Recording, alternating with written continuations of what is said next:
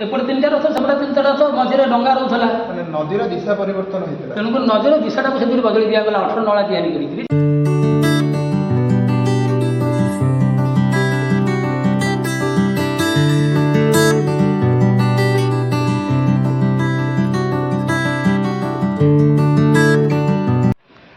पुरीर बांकी मुहाणर आमे आज अच्छु एमती एक स्थान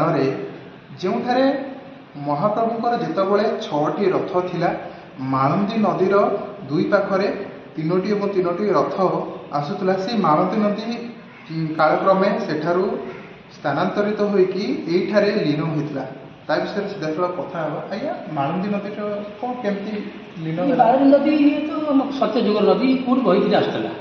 जो 6टा रथ आसला से समस्त की भी तकलीफ होता मझे नदी आसला तेणुक रजा रजा रजा रथ बर्तन विचार करी राणी क्षेत्र 18 नला तैयारी माळुनी नदीर दिशा को बदली देगले माळुनी नदीर दिशा बदली गला आउ बांकी मुहाण देकी नदी पानी आसला माळुनी नदी सुखीगला रोड भी सुखीगला रोड तैयारी होगा 6टा रथ 3टा रथ भी है किंतु माळुनी नदी लोप पाईगला जो चक्र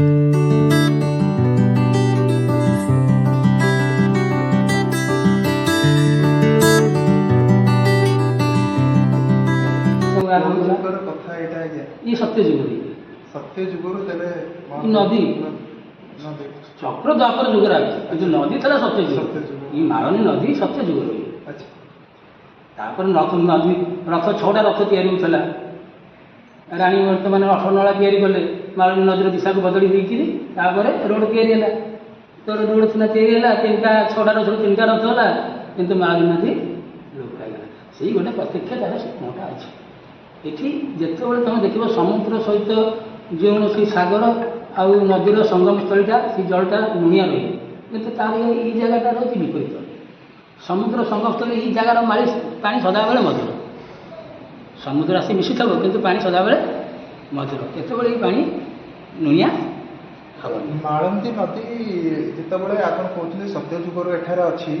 लोप पाइबार कारण कौन आम देखीचु से भी रथ माने कहते लोक से भी रथ 6टा होता जो 6टा रथ होता माळुनी नदी पूरा रोड मझे आसिक आसला देकर आसते तेणुक एपटे 3टा रथ सेपटे 3टा रथ मझे डंगा रोला नदीर दिशा परिवर्तन होता तेणुक नदीर दिशाटा से बदली दिगला 18 नला तैयारी कर नदीर दिशा को बदली दिगला जहाँद्वारा कि ये जो बांकी मुहाण ये बांकी मुहाण लोप पाईगला माळुनी नदी आस्ते आस्ते